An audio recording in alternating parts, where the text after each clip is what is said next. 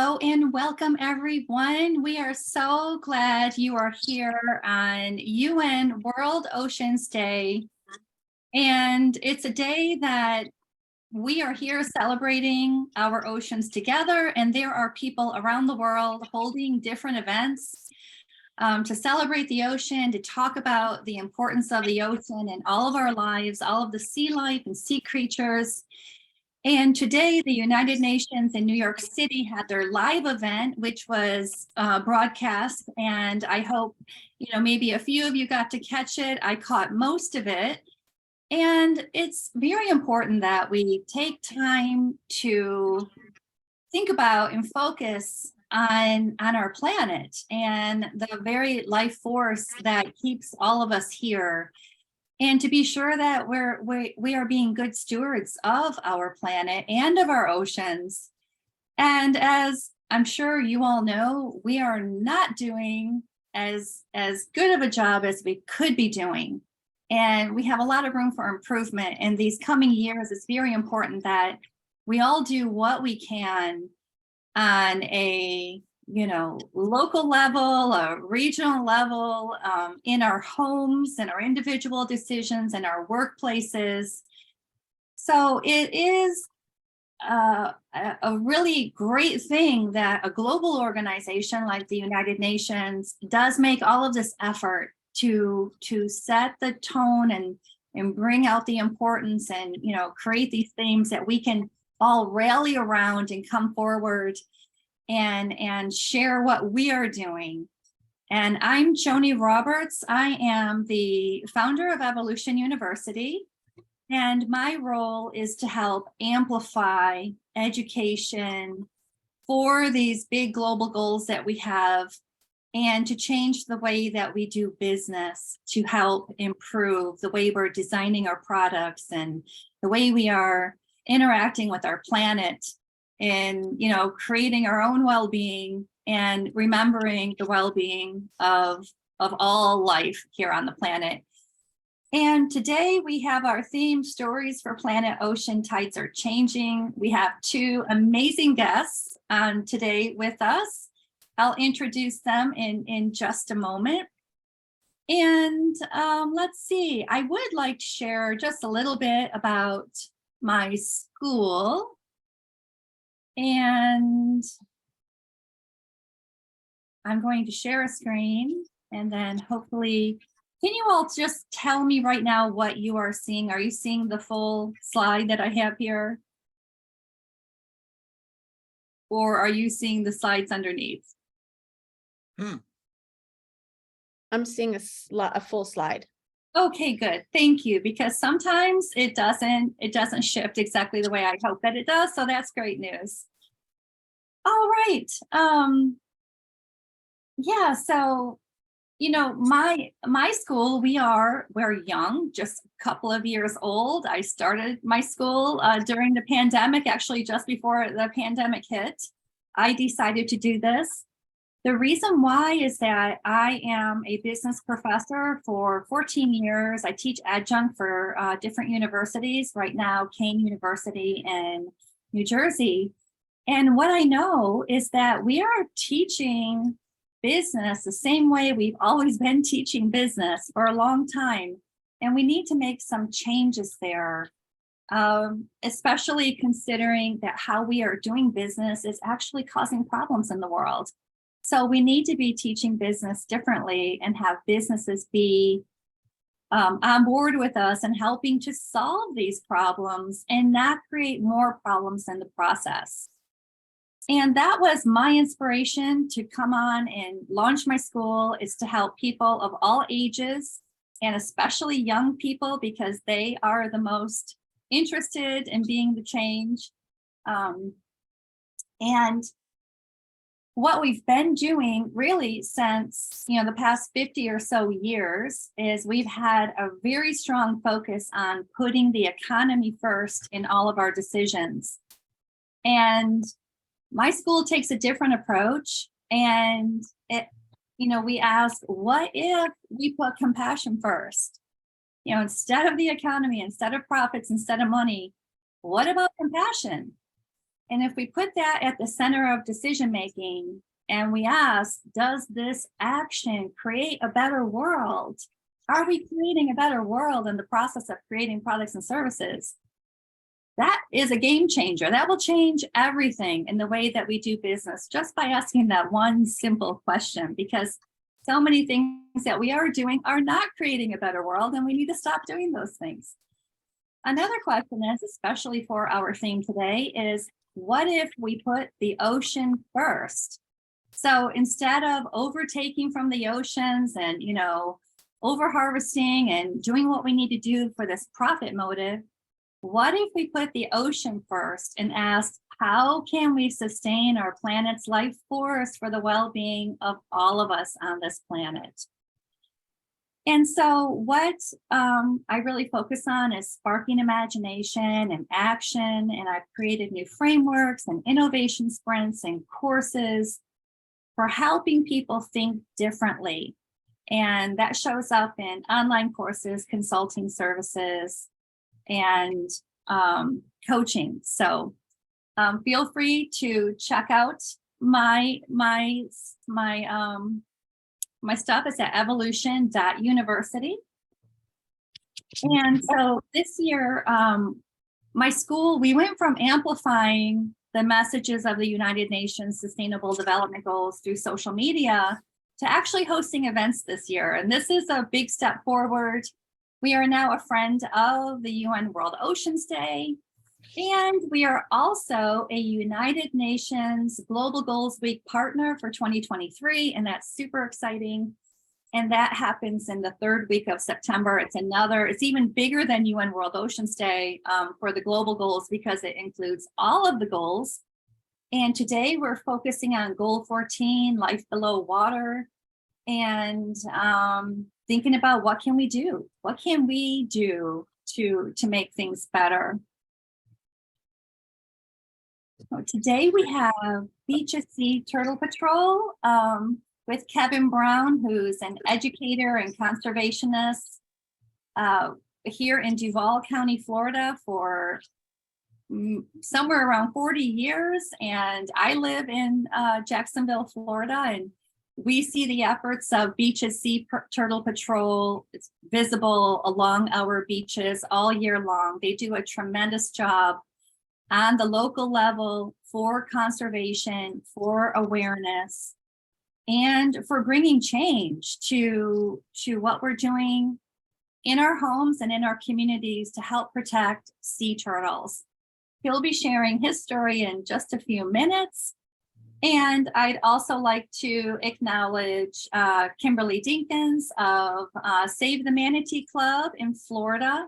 They are also doing amazing things for the manatees. They are so adorable. I've actually had a wonderful experience of swimming the Ichetucknee River, and there happened to be randomly 2 manatee swimming along with us. And that was a magical experience. And so everything we can do to help the manatee is so important. And she'll be sharing more on that with us after Kevin. So they have a pretty big reach across Florida and internationally, and make a lot of efforts to save these incredible gentle giants of our seas. All right, so with that, I would like to hand it over to Kevin to share his story on sea turtles. Okay, I want to first thank you, Evolution University and Joni, for inviting us along. We are a team of 40 to 50 very dedicated volunteers that go on a morning daily survey as the sun rises. And we are proud to be associated with our founders, Mort and Jan Hansen, who started this in the 80s. And it is always our pleasure and our goal to continue their legacy. The first thing is we want to talk about our story. and the harsh realities. Sea turtles and most marine life are under extreme pressures of anthropogenic effects, and that is the human touch. One of the things we run into, our animals run into on a daily basis, is disruption or destruction of habitat. We lose a lot of beach area. We have lost a lot of beach area, which is where these female animals nest. That is due to severe storms, the hurricanes, storm surge, rising sea levels. This past year, we have had extremely high northeasters. And during that time, unfortunately, they occurred during full moons, which is a spring tide and king tides. That takes a lot of erosion off our beach, which obviously lowers their range for nesting. And then you add to that recreational use, foot traffic. And one of our big pet peeves is recreational people that come down and dig holes and leave them. And we'll talk about that in a minute. And lighting. Lights are a big issue for us. Pollution, debris, plastics, ghost gear, which is disbarred fishing gear, that's line, hooks, beach furniture left behind, chairs, plastic and framed. Tent frames become a big issue. Catamarans. We've had turtles nest up next to catamarans. Private and public walkovers are becoming an issue. We've had several species kind of run into them and divert off of them. We still find nests, but sometimes we find what we call a false crawl, which we're sure that has an issue with it. Secondary predators. We have all kind of critters on the beach: coyotes, dogs, raccoons, foxes, obviously the seabirds, and various predatory fish once these hatchlings get into the ocean. Human populations, coastal construction, lighting, again, both residential and commercial is an issue. All three of our city municipalities have light ordinances, and we work hand in hand to monitor this. The beaches, cities, Neptune, Atlantic Beach, and Jack's Beach have all been very, very good in working with us. Basic human foot traffic. We're starting to get a lot of people on our beaches, not only during the day, but what I call night walkers. These people are on the beach with their cell phones and lights, and that has become an issue. So, you know, this is what the animal deals with. What you're looking at on the screen is what we see in the morning. This is what we look for every morning. This is a nest, and you'll notice there's an incoming track and an outgoing track. That is what we monitor. If you notice the little hump to the left, in that nice little mound of sand somewhere is a clutch of eggs. So later in the program, you're going to see how we monitor that. But that is that is the animal's story and the harsh realities that they deal with. Our next topic would be, you know, what would be great? What would just absolutely be what we want to see? Just for some benefit, according to the Northwest Atlantic data, we have 90% in the Northwest Atlantic. We have 90% of the loggerhead population in the world, and we are 40% nesting in our area, which puts us #1 in the world for loggerhead nests. We have 3 species in our area. Obviously, the loggerhead is the most dominant. Just crank yours up. And along with that is green and the leatherbacks. So what looks very good for us is our campaign. Our motto is clean, dark, and flat. And if you look at the screen, you are looking at a life cycle of what this animal goes through. So if we start towards the bottom, you see the female comes in, she lays her clutch. And at that point, this is when it needs to be clean, dark, and flat. We need a clean beach, free of debris. We need a dark beach that has very, very little lighting on it, and flat. And that's where I was talking about holes earlier. That has become a major issue, especially in the high foot traffic areas. We get a lot of people that visit our beaches and they like to dig, and they dig some very deep holes, and we constantly monitor that. These animals can get caught in those holes, and that can become very detrimental to the nesting process. If you notice, after the eggs, we go through this emergence period where, once again, we want our beach to be clean, dark, and flat so that these hatchlings can make their way into the ocean and start their grand adventure. So how is our organization changing the tides? First of all, I want you to know that we work for the preservation of threatened and endangered marine species turtles in Northeast Florida.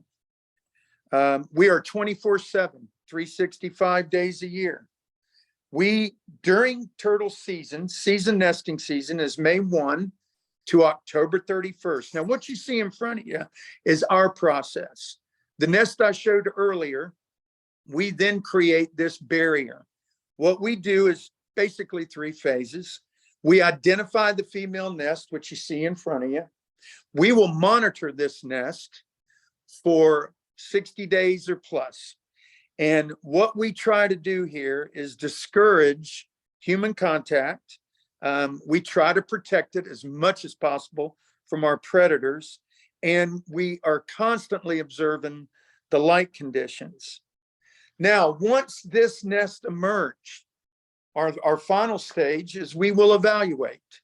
We'll collect data after a 72-hour period, and this data goes directly to FWC, and it goes into the database, which helps us with, obviously, our numbers, our populations, and how successful or unsuccessful our season was. We are year-round rescue and stranding. We collect data on deceased and injured turtles. We transport the injured turtles to rehab centers. We have 2. We have one Jekyll Island in Georgia and Whitney Labs down in Marineland, right below St. Augustine. And we have a very, very robust outreach program where we talk to schools, clubs, and we do several community events to publicly educate. So once again, this is Beach's Sea Turtle Patrol, kind of in a compact. We are constantly working on protecting the beach for these animals on a yearly basis. And that is our Beach's Sea Turtle Patrol program.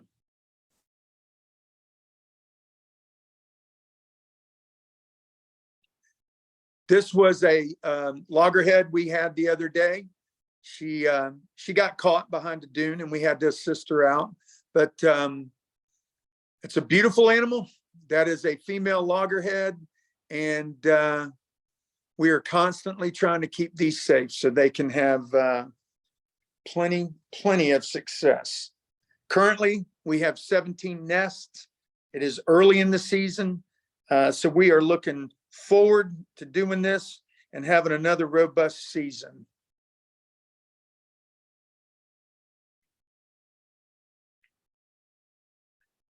Can I answer any questions? Yes, Kevin, thank you so much for that presentation. And I think anyone that visits the beaches in Northeast Florida will see the efforts you are making, and will notice where the turtles are, sectioned off.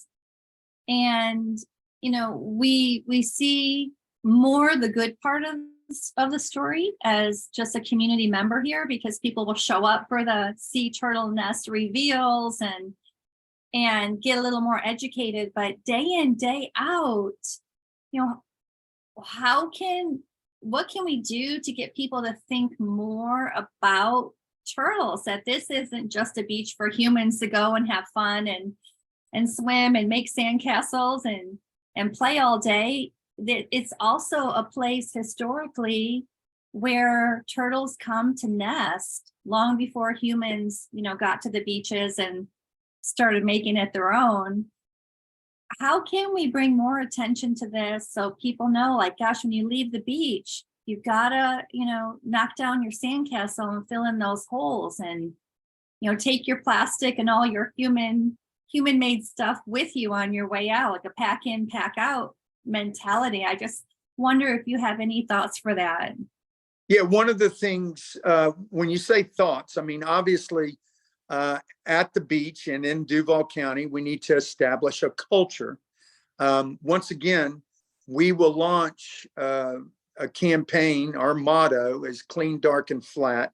So everything you just said, I totally agree with. But also people need to understand that, I get the question all the time is, why do we study, or why is it sea turtles and or manatees? And one of the simple answer for that is, if we have these animals coming back to us year after year after year, then that tells you our beaches, our dune ecosystem, our water is good. It is healthy. These are what I call turtles are environmental or biological indicators. And as long as they're coming back, we seem to be doing an okay job. Now, with that said, we are becoming more populated and more of a destination spot. So we have signs on every access. Once again, I mentioned our robust outreach program. We talk to school-age kids, clubs, service clubs. We do community events. So we talk on the news. We try to get as much public education out as possible, that when you come to the beach, leave it the way you found it. And remember, these are nocturnal, these animals do things at night. So they aren't used to a lot of unnatural light. And lighting is a huge issue for us.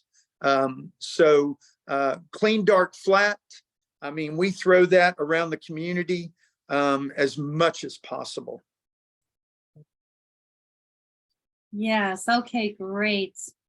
We have a question from Deb Stevens, and she asks, when the baby turtles emerge from the nest, do you assist them in getting to the ocean?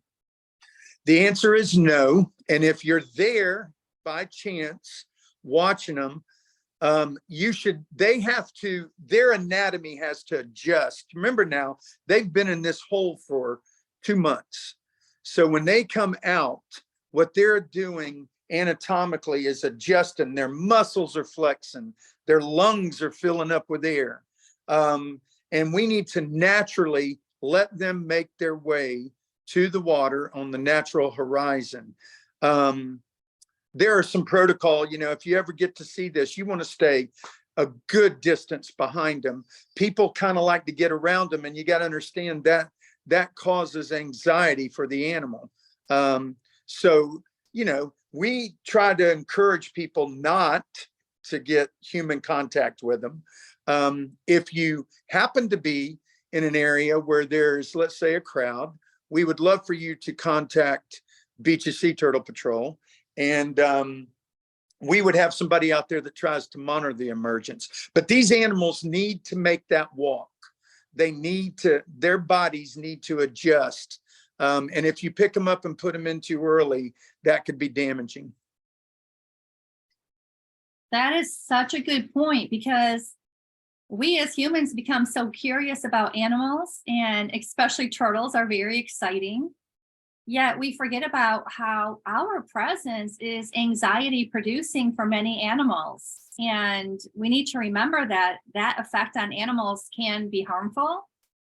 And I'm not aware of turtles as much, but I have heard, like, sharks, for example, like if a hammerhead shark is caught, that many don't survive the release because of the anxiety that is generated from that experience. So we definitely need to be thinking a lot more about that. No doubt about it. And, under FWC protocol, if you use quote, camping out at nest is unlawful. If you just happen to get there, that's understandable, but we don't encourage it. And most people at night like to use their cell phones to take pictures. And I always tell people, imagine you being in a deep sleep and all of a sudden grandma or mom comes in the room and hits all the lights. It is a shocking effect to humans. You can imagine what a cell phone light in their eye does to them. So we need to let these animals take their course. And once again, this is why we got to keep our beaches clean, dark, and flat. Very good. All right, so we have some people on with us from Brazil and Somalia, so they might not be as familiar with FWC. So if you'd like to explain. Yeah, FWC is our commission, Florida Game and Wildlife Commission, which pretty much collects all the data and does the protecting of all of our marine life. Turtles, manatees, a lot of our fisheries are legislated by them. So that for their purpose, it is our governing body that we get certified under and do the workshops under, and they pretty much protect all marine life in the state of Florida. Every state has a different wildlife preservation. So ours is Florida Game and Wildlife. Okay, very good. All right, we have another question. Her name is she's from Brazil, so I'm sorry going to say the J wrong, but to me it's Julie, but to you, please, if you'd like to pick up and correct me, that will be fine. And she says she is a biologist in Brazil. I worked with sea turtles for some years and the animals that lay eggs in the area. I always come to the beach when it is very dark. So my question is, if the animals in your area lay eggs more during the day or night? Yeah, they all lay early morning hours. Now we have come out on the beach right as first light and have witnessed mothers finishing up the nest. The majority of them come in at night. They're nocturnal, and that is when they like to nest. So once again, this is where we, especially in our area where we have a lot of commercial lighting, we're very adamant about our commercial areas and residential, keeping their lights off during turtle nesting season. Right. I heard something about amber lights. What is that about this year? Yeah, the amber lights are preventive. They're not as bright. It would be great if we had no lights, okay? But the amber is a low light. And a lot of times our dunes, we always got to remember that you got to be on the turtle level. So as long as we have these dune systems in place, the reflection of a LED light, they can see off of that dune, but the amber light it's just a low stream wavelength light. So it's better for the animal. And obviously in our municipalities, they need lighting for security reasons. So the amber light is kind of, let's say it is a negotiable, it is the best light that we can use. And a lot of our restaurants and condos and hotels and even our Beaches Energy have ambered a lot of the lights. So everybody's kind of working together on this. Okay, wonderful, wonderful. Okay, so we have one more question and then we'll have to move on to Kim. And we have Hassan from Somalia, and he says, let's see, in East Africa, he's studying marine science, and Somalia has the longest coastline in Africa. Okay. We don't know the nesting ground of sea turtles, but our fishermen catch sea turtles and tell us almost 5 species out of the 7 species are found in our country, but mostly they catch 4 species. So how do I know that this is nesting ground? Whoa, great question. Okay, I'm going to tell you what I know. Okay, the species he's probably referring to are more like the hawksbill, the leatherback, the Kemp Ridley, and the greens. I'm assuming now we're in the northern hemisphere, and I believe Somalia is close to the equator, so their times of seasons are going to be fairly the same. You know, I don't know the turtle nesting season in Somalia. But if it corresponds with ours, I know there's time zones and all that. This seems to be the time of year that it is a lot of nesting goes wrong in our hemisphere. So that I believe those are the species. He's probably going to get some loggerheads.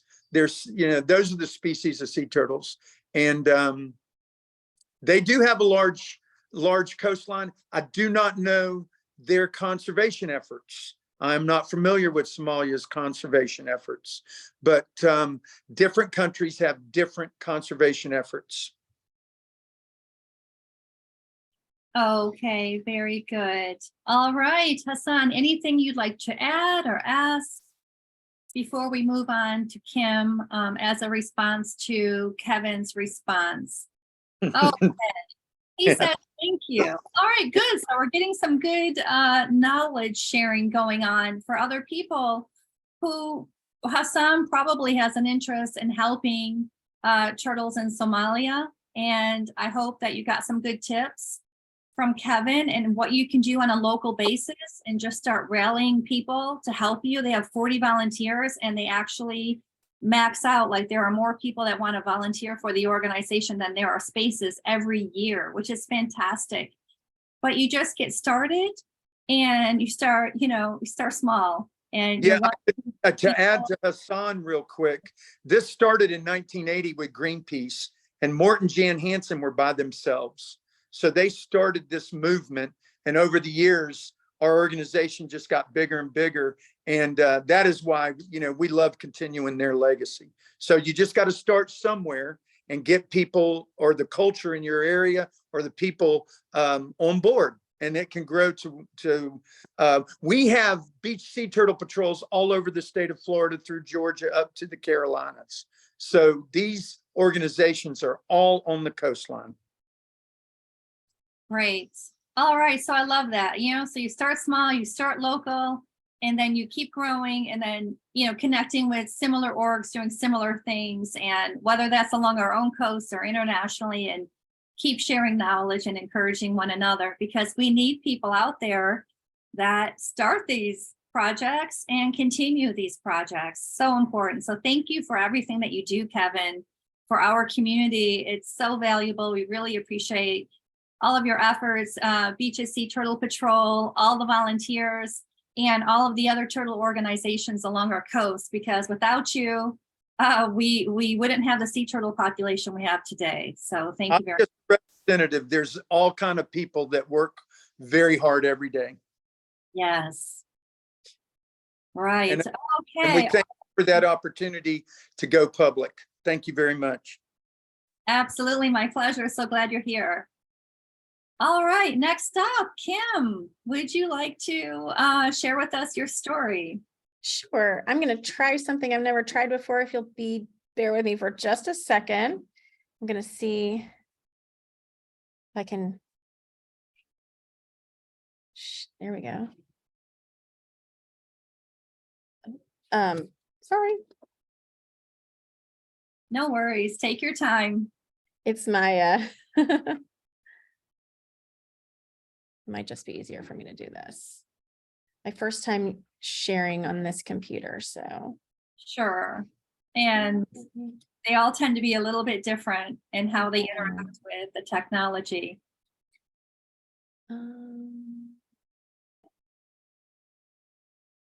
I can see a visual, but the visual is the slide's going beyond the, yeah, so far anyway. Yeah, let me see if I can move this sucker up around a little bit. Okay. How's that? Can Yeah, you it's see? definitely looking better. You can Can you see see the whole? almost the whole thing. There, good. That looks Good. good. Okay, success. Great. Thank you for giving me that opportunity to kind of play with this a little bit and for inviting me to talk today. My name is Kim Dinkins. I'm with Save the Manatee Club. I've just been here for about 2 years, so I'm learning a lot every day. I've used the term drinking through a fire hose more often than I'd liked, but just going to present a little bit about manatees and how they live in Florida. So manatees, and Kate, for those who aren't familiar, are and this is some footage that we've gathered from Blue Springs State Park. They're large, slow-moving marine mammals. They can be about 10 feet long and over 1,000 pounds. They're native to Florida. And interestingly, manatees aren't fat. They're just big boned, and they can't live in water that's less than 68 degrees for prolonged periods of time. So the warm waters of Florida's springs and southernmost coasts are so important in the wintertime for manatee survival. Currently, a majority of manatees rely on warm water outfalls from power plants during the winter time, which is a big challenge for long-term viability of the species. As of 2015, there were about 8,000 manatees in Florida. They live basically in any of our aquatic habitats. They can be found in springs, bays, estuaries, canals, and then lakes with an outfall to our coastal ecosystems. They're semi-migratory, and during the wintertime, they can travel as far north as the Carolinas, as far west as Texas, and we've had manatees travel as far north as Massachusetts. They're indiscriminate herbivores, meaning that they'll basically eat anything, but they rely primarily on submerged aquatic vegetation in our coastal areas. They've been known to eat mangroves and even grasses in people's yards when they can get to it. They don't have great eyesight, although they can see all right, but they use tiny hairs called vibrissae, which cover their bodies to get close to objects and examine them to make sense of their environment.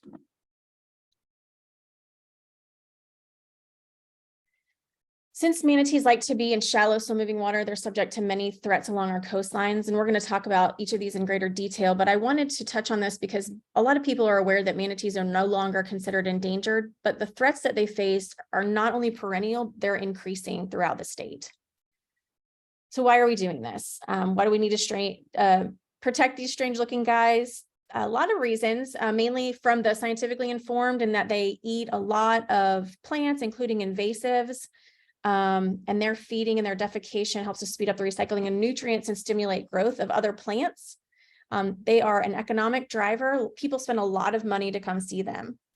Their presence protects aquatic habitats that are so important, some of the most diverse systems in the world, like our estuaries, our springs, and our mangrove areas, not only because of the way that they enhance the landscape, but also due to their recognition under the Endangered Species Act, which is a powerful tool. People are fascinated them. I think that they seem to evoke like a playfulness and peace that symbolizes the Florida lifestyle.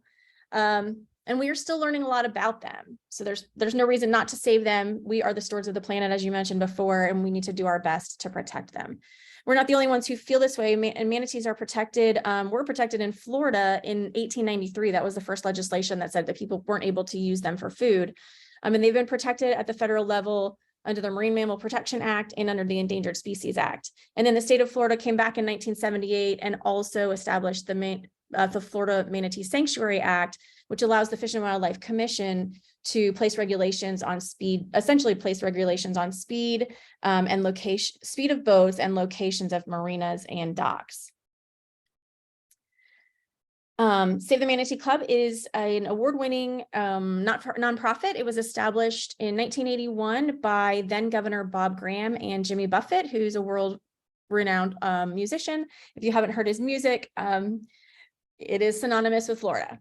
So our mission is to protect manatees and their aquatic habitat for future generations. And we do that by increasing public awareness through education, funding research, rescue, rehabilitation, and releases, advocating for strong protection measures, and then supporting efforts throughout the world where manatees and dugongs, their relative, are found.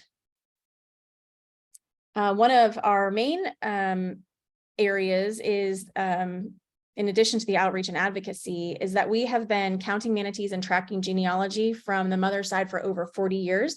at Blue Spring, which is located in Orange City, between Orlando and Daytona Beach. As I mentioned before, manatees can't tolerate water temperatures that are below 68 degrees for prolonged periods of time. And our Florida springs are always 72 degrees year round. So manatees will stay warm in the spring during cold snaps, and then they'll go into the St. Johns River to feed because there isn't really any food in the spring. Blue Spring is a first magnitude spring, which means that it discharges an average of 100 cubic feet of water per second at a minimum. That's about an Olympic-sized swimming pool every 15 minutes. It is the biggest spring along the St. Johns River, and in the wintertime, it's protected warm water sanctuary for manatees, meaning that there's no boats or swimming allowed in the area. And since that's happened, we've had more manatees each year, consistently year over year. We do all this work through donations and our Adopt a Manatee program, which is kind of unique in that it highlights real living manatees that have their own histories. Many of the manatees that are part of our program have been observed at Blue Spring or are unreleasable and are housed at Homosassa Springs State Park or have been observed in other areas of the state. So I want to introduce you to a few of the manatees that have been identified at Blue Spring, each with her own story. They represent just a tiny portion of the manatees that have been seen there, but they really, I think we know enough about them to know kind of how our environment and the things that we're doing have impacted each one of them. So the manatees on the right, Leslie and Una, were a part of our adoption program. So during the winter, our researchers will take to social media and let people know, our members know, if they've spotted one of our adoptees in Blue Spring, which is kind of exciting for people to see. During the summer, these manatees typically move into the estuarine and near coastal environments. And again, they might travel as far as the Carolinas. A number of the animals that have been observed will over summer in the Indian River Lagoon and then come to Blue Spring in the winter time. And the Indian River Lagoon is a large estuary along Florida's east coast. So we'll start with Mandy, tell a little bit about her. She's a large female who was rescued in March of 2021 near the beginning of what is an ongoing unusual mortality event that so far has caused death by starvation of over 1,000 manatees. This top photo is her being rescued, and you can see the emaciated form of her. And then down below was prior to rescue, where she's shown with her dependent calf, Manilow. So Manilow and Mandy were rescued at the same time. This mass starvation event, although Mandy's situation was a bit unique, I do want to take the opportunity to talk about the mass starvation event. It's related to unprecedented seagrass loss in the Indian River Lagoon, which again stretches that the majority of Florida's east coast and is critical habitat for manatees. So the seagrass loss is attributed to declining water quality due to inadequately treated wastewater, stormwater, and agricultural runoff. This has led to widespread and persistent algal blooms, which shade out seagrasses so they can't grow. On the west coast, so this photo in the middle here represents, those dark areas represent seagrasses in 2013, and in 2020 in that same area, you can see just sandy patches and the coverage of basically algae. The bottom photo in the middle there is a picture of red tide along Florida's Gulf Coast, which is the west side. And that has the effect of there's a toxicity associated with that red tide. Manatees tend to become paralyzed and seized and have difficulty in breathing. So without a doubt, the seagrass loss and algal blooms are the biggest threat, acute threat to manatees right now. But on the longer term and a more chronic issue is habitat loss due to development and climate change. We've altered and hardened much of our coastlines and dammed or diked many springs and other potential thermal habitat. So that photo on the far right is a location of over 1,000 dams in Florida. Again, 60% of manatees are dependent on power plants, which is are artificial warm water sites. Those power plants will eventually be retired, so we have no contingency plan in place to figure out where those manatees are going to go. Without access to warm water, they can't survive in the winter time. And then even where there is seagrass occurring, as you see on that bottom photo, seagrass scarring is a major concern for manatee habitat. So we'll talk about Leslie. Leslie did unfortunately die this past year. She was an adoptee named after a member who has been hosting a 5K to support Save the Manatee Club for 20 years. So this is the 20th anniversary of that 5K. So the photo on the left is Leslie after this photo is Leslie after a catastrophic boat strike that took 3 years for her to heal and rehabilitate before she was released back into the wild. Boat strikes typically account for 25% or more of manatee mortality each year, and 1 in 4 adult manatees has been struck at least 10 times. In fact, those scars are used by researchers to identify individual manatees in the wild, and you can see a sample of one of our data sheets in the middle of that middle photograph there. Again, those characteristics of manatees make them vulnerable to collisions and injuries by boats. And oftentimes it's not the propeller itself that will cause injury. Well, it does cause injury to the manatees, but they're often able to heal from that. It's the blunt force trauma from those propellers that strike and break ribs, then puncture lungs and cause chronic illness or death.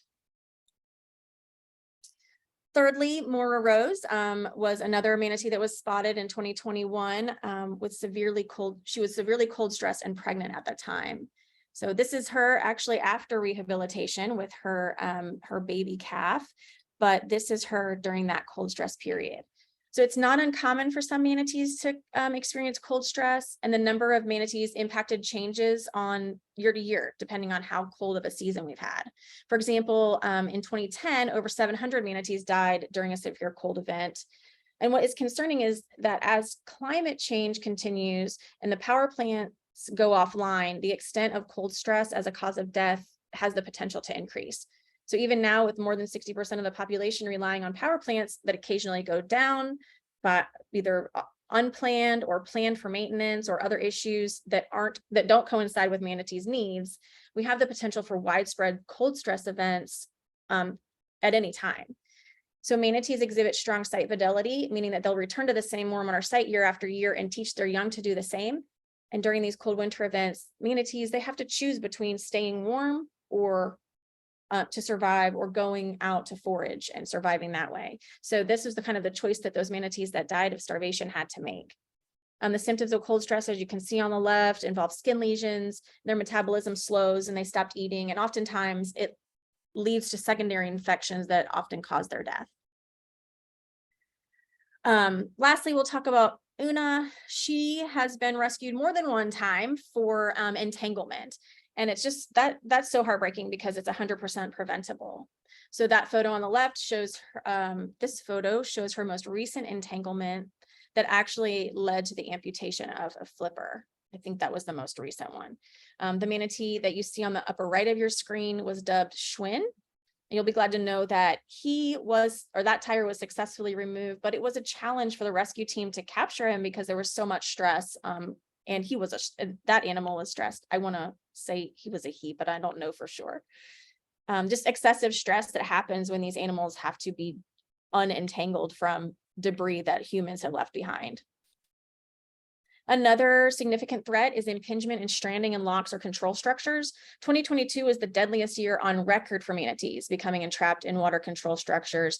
And it's thought that this might be because more manatees are using these areas, particularly those in the Ocklawaha River, which is a tributary to the St. Johns.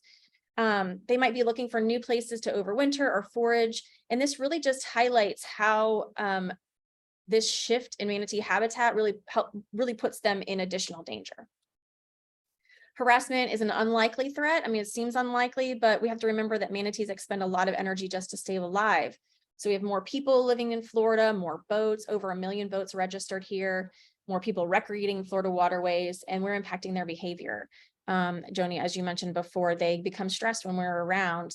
We always advocate for passive observation and maintaining a minimum distance of 2 kayak lengths or paddle boards if you're paddling. Never ever feed or water manatees. Not only is it against the law, it does cause them to lose their natural fear of people or boats. But there is hope. One of the main things that Save the Manatee Club is involved in is the Manatee Rescue and Rehabilitation Partnership. This is a really amazing group of aquaria, agencies, federal and state organizations, and zoos that rescue, rehabilitate, release, and monitor Florida manatees. We are a founding member of the Manatee Rescue and Rehabilitation Partnership, and we're just really proud of the work that these folks do. We help with rescues and releases, but the photo on the right-hand side shows you a release that happened this year that was the largest of its kind.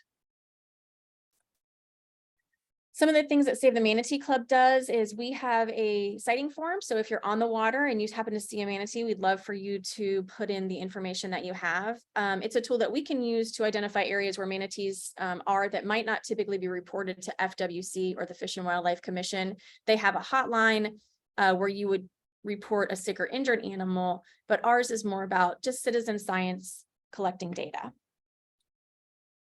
We're excited because in the last couple of years, we've had more sightings in the Central Florida area, maybe because there's more manatees moving there, but also because of additional awareness in the vicinity for people to fill out our form. We also help support seagrass restoration efforts in the Indian River Lagoon and across the state through funding or volunteerism. We have some great volunteers who help us out there too. We recently partnered with the Fish and Wildlife Commission to provide manatee safe boating content for their safety courses. Certain people over a certain age in Florida are required to take a boating course. And we just thought that there was a good opportunity for us to enhance that information so that everybody was aware that this is manatee country.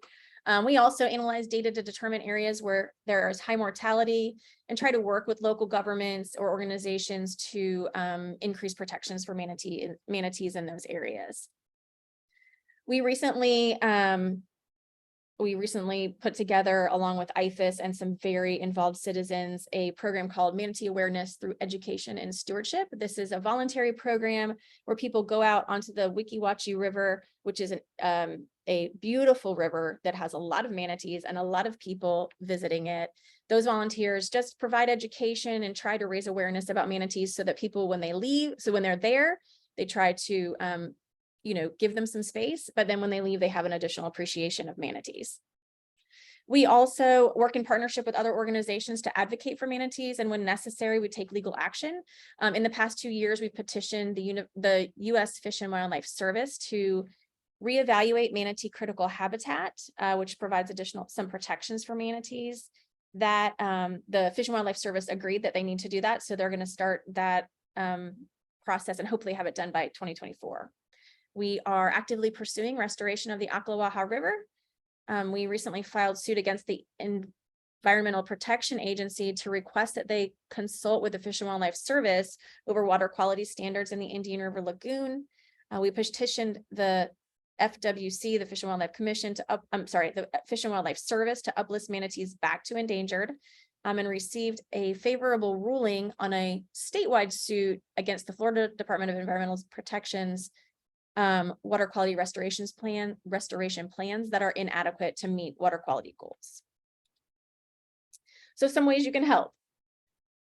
If you're on the water, wear polarized sunglasses and pay attention for manatees. Just try to make sure that you are not running over them or disturbing them in any way. And if you see a manatee in distress, call that FWC hotline.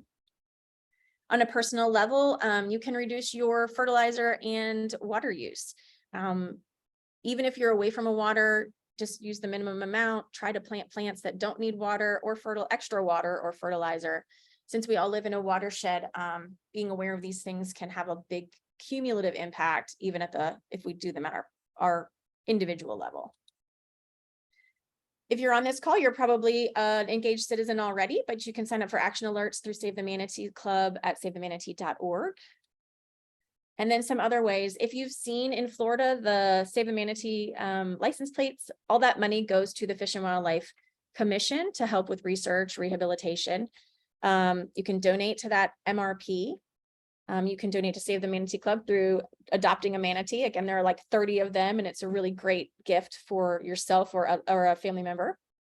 You can order free materials for Save the Manatee Club. Those can be distributed through an HOA or any social organizations. Sign up for our newsletters. And then, if there's an opportunity, volunteer with a local group that does beach cleanups or habitat restoration. Anything that helps the aquatic ecosystem helps manatees. I think Kevin had mentioned that we are about protecting aquatic ecosystems because manatees and other organisms rely on it and everybody benefits. So with that, I can make some questions. My contact information is on if anyone wants to reach out to me after. And I will stop sharing. Wonderful. Thank you for that, Kim. So that was a really, great overview of the conditions in Florida and the conditions for the manatee. I was surprised by how many dams are in the state of Florida. I was not aware of that. And I know we have some dams and, people are talking more about some of the bigger ones. What is it? That I probably will say it wrong. Oklawaha. Nope, close enough. Okay. Yeah. I know that one's getting a lot of attention, and the things that we've done, to dam up these rivers, and then that impacts wildlife. And yeah, so a lot of people, think of Florida today and they think of the oceans and the beaches and the seas and the Keys and Key West. However, in the northern part of Florida, the whole upper half of the state, we have a tremendous number of springs and inland rivers that are crystal clear and beautiful, and they are habitats for the manatee in the winter. And so, yeah, let's see. Deb Stevens, what additional protections would the manatee receive if it is upgraded back to endangered from threatened? Okay, let's think about that. Yeah, that's a good question. Fortunately, manatees were listed on the endangered species list when the Endangered Species Act was initially enacted. So because of that, in terms of protections, they still receive the same protections as manatees as animals that are listed as threatened. What has ended up happening is that there's been a reduction in staffing, a reduction in reporting, and those types of programs that would typically be looking harder at what's going on with manatees. So it's really been a reduction in staffing and again for preservation. So that's what we would hope. There are a number of there were a couple of task forces like the Warm Water Task Force and a few others that were kind of disbanded around that same time that really were actively pursuing additional protections for manatees. Very good. Yeah, so I know that in 2021, that was a really hard year for manatees. Can you speak to that and share with us like what happened and what are we doing wrong that and what can we do better, to stop that from happening in the future? Yeah, ultimately what happened is manatees starved because they didn't have enough seagrass to eat along the east coast of Florida. And they were that Indian River Lagoon is an area that has lost in some places 60% of its seagrass, in other places 90%. And manatees will stay there during the winter time because of a large power plant that is an FPL power plant near Kennedy Space Center. So manatees were stuck there because it was cold and then had nothing to eat in the vicinity. And so that is really what led to that widespread starvation event. Fortunately, over the past few years, there has been a decrease in the number of manatees that are dying over the winter time. And we're seeing a little bit of seagrass recovery in the northern portion of the Indian River Lagoon. But it is a precarious situation because the reason that happened is because we are not properly treating our stormwater, wastewater, and agricultural runoff. So the nutrients from those things are getting into our waterways, causing these algal blooms. The algal blooms are getting worse and worse. When those algal blooms happen, the seagrass gets shaded out and it can't grow. So then there's no seagrass. Yeah. Wow. Yeah. So important. I will share that when I had that magical swim down the Ichetucknee River, there was a lot of seagrass. I mean, at least to me, it seemed like, I don't know how that compares to previous points in time, but they were munching and munching and munching away on it. And the ranger mentioned that they had traveled, I think, over 100 miles to get there from the coast and turned down 3 or 4 rivers. So they were definitely seeking food, and it was in an off season, not a normal time for them to be in the Ichetucknee. So it was, yeah, really interesting, but they are so amazing to see. And And they're just, they're very lovable creatures, and we need to do everything we can do to protect them and change our ways in our homes. The fertilizers, remembering that we are living in a system. We're not just in isolation in our own yards. What we do in our homes does make a difference, and it extends way beyond the boundaries of our yard, impacts the waterways, impacts the amount of grass in the rivers, and then impacts the livelihoods of all the life that depends on that, in particular the manatees. So, what we do in our own homes makes a difference.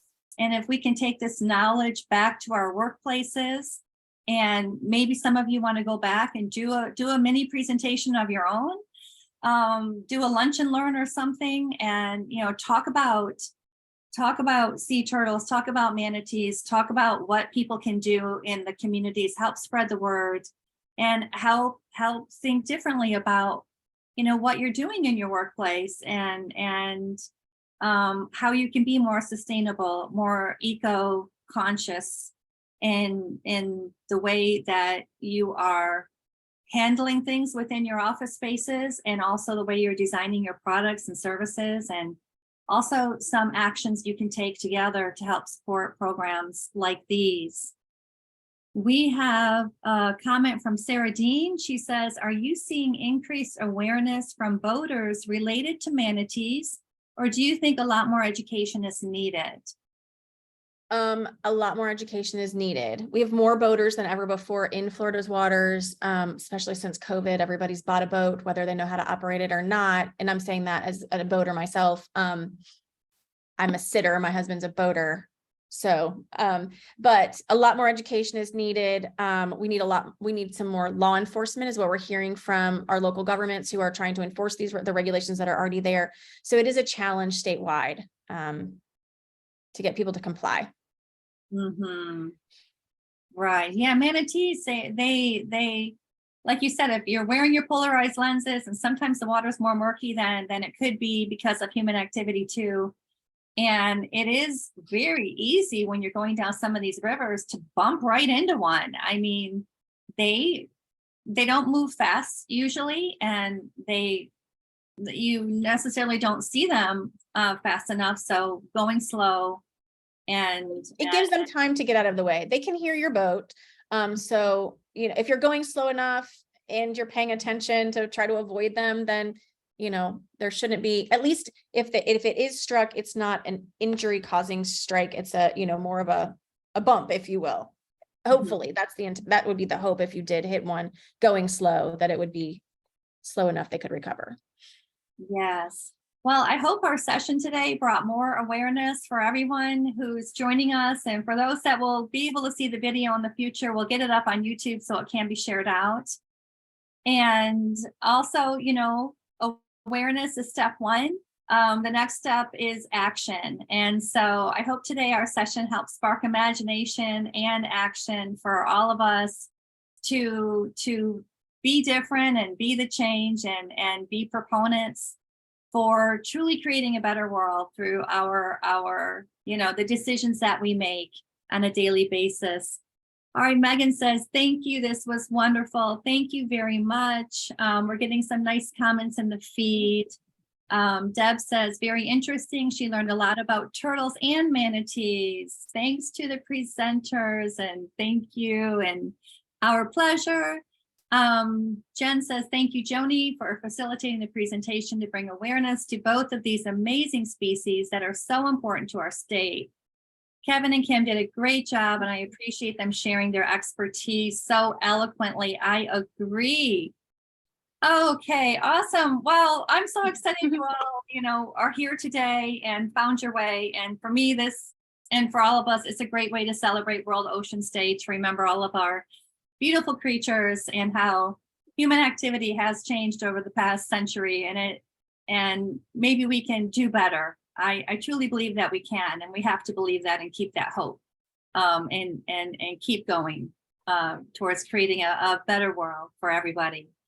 All right, thanks a lot. We'll please stay in touch, and hope to see you all in the future. Thank you.